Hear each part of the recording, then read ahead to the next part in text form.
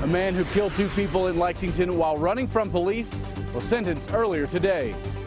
Police are looking for a man who robbed a gas station clerk at gunpoint. The former vice president of FIFA is threatening to reveal an avalanche of new evidence against soccer's governing body and its president.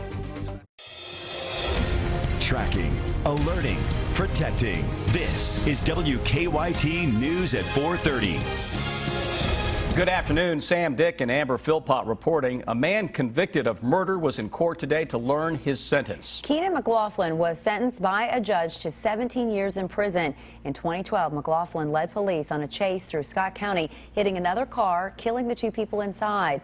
WKYT's Victor Puente has more on what McLaughlin said to the victim's family today in court. It's our top story at 4:30. At his sentencing, Keenan McLaughlin said he was sorry for the 2 lives lost last year. The prosecutor said he believed him, but that his actions had consequences. That crash started as a traffic stop in Scott County. Police there say Keenan McLaughlin drove off, led them on a chase taking US 25 into Lexington. That's where McLaughlin hit another car head-on. The driver, 62-year-old Luis Gonzalez, died at the scene. His passenger, Geneva Spencer, died a few months later. McLaughlin was arrested after a standoff on East 2nd Street. He was charged with 2 counts of murder, but pled guilty to 2 counts of manslaughter, along with possession of heroin, trafficking heroin, and leaving the scene of an accident. The prosecutor asked the judge to sentence him to 20 years in prison. The judge gave him 17. McLaughlin said he takes full responsibility for both deaths. I think about the victims every day, and I can only imagine if it was vice versa, how I would feel about it. And I just hope it's something that they can forgive. With that 17-year sentence, McLaughlin will be eligible for parole in just over 3 years. In Lexington, Victor Puente, WKYT. The judge has said one of the factors in his sentencing was the fact that McLaughlin was already on probation at the time of that crash.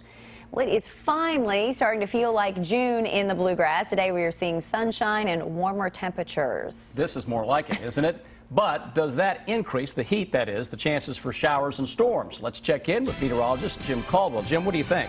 You know, that's going to be the trend that we look at over the next few days. Showers, thunderstorms likely try to increase a little bit with more humidity out there. And the heat, of course, to go along with it. We look at a forecast. We'll break down the rest of the evening here for you. I think we'll keep the stray chance mention alive through the evening hours because with this type of situation, you can get 1 or 2 showers or thunderstorms to go up with very little notice. They just start to build up a little bit. And we might be seeing some of that trying to happen in the eastern parts of Kentucky right now. But you go around 9 to 11 o'clock, things start to clear up quite a bit. And even those chances of showers and thunderstorms, those will also start to disappear as well. So that's one thing to look forward to. We got the heat really kicking in out there today. You compare it to yesterday. We had up 67 degrees out at the airport. Today we're at 80 degrees so far today. So we're talking about a much warmer period. And I think tomorrow could be a few degrees warmer. So we'll keep adding things on here throughout most of our forecast period. Got some 70s also hanging out to our east. Upper 70s are showing up across eastern Kentucky. And there's Defender scanning the skies, tracking just a little bit of moisture into the mountains, and you see a little more cloud cover as well. You see how they're a little bit thicker and brighter through this area. That'll knock a few degrees off of temperatures as well when you compare it to other locations. That and of course the fact that they're also tracking a few showers, or at least a few showers, no thunder showers, but a few showers trying to come together. We'll take a closer look at all of this and track the rain chances into our area hour by hour coming up.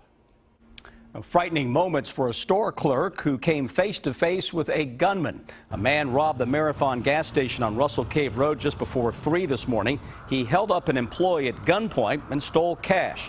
Police used canines to try and track down the robber, but no arrests have been made so far. New numbers show that there were more assaults at Bryan Station High School than all other Lexington high schools combined. Last year, there were 22 assaults at Bryan Station.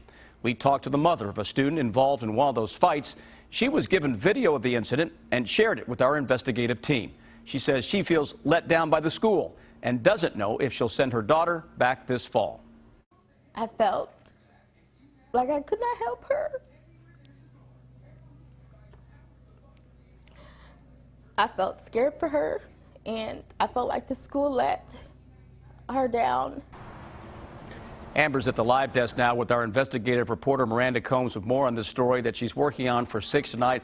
Amber, Miranda, this sounds like a really serious situation. Yeah, and it's heartbreaking to hear that mother there. So, Miranda, you pulled numbers for the past few years for all of the high schools in Fayette County in regards to fights in school, right? Right, Amber. And what we found was a pretty big jump for Bryan Station compared to the other schools. And we even went back a few years, and they were always higher at Bryan Station, but this past year was specifically high. So what does the school system say about this? The school system says, that each of those numbers, there's quite a backstory behind each case, and that they have to treat them individually and concentrate not just on the punishment, but how to collectively fix the problem.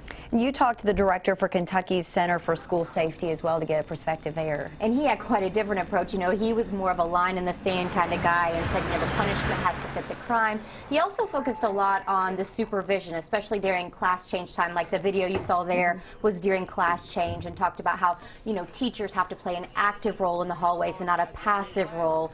And I talked to the director about that specific issue, and she said that they had just recently at Bryan Station changed the way class changes happen, and that hopefully that would be an improvement, if not now, over the next couple of years. So it's a process for them. It's a tough charge for the school to figure this out, but it's one they're willing to tackle. But interesting topic tonight. Yeah, fights have always been around in school, but now I guess we see them so more when people videotape them, that kind of thing. So looking forward to this piece tonight at 6. Sam?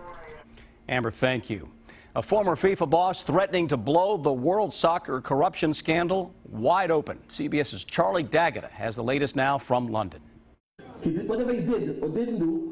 Hoping the best defense is a good offense, Jack Warner went on the attack, saying he will not stay silent at age 72. I have been there for 30 consecutive years. The former FIFA vice president vowed to hand over an avalanche of corruption evidence to investigators, including financial transactions involving President Sepp Blatter, who resigned this week.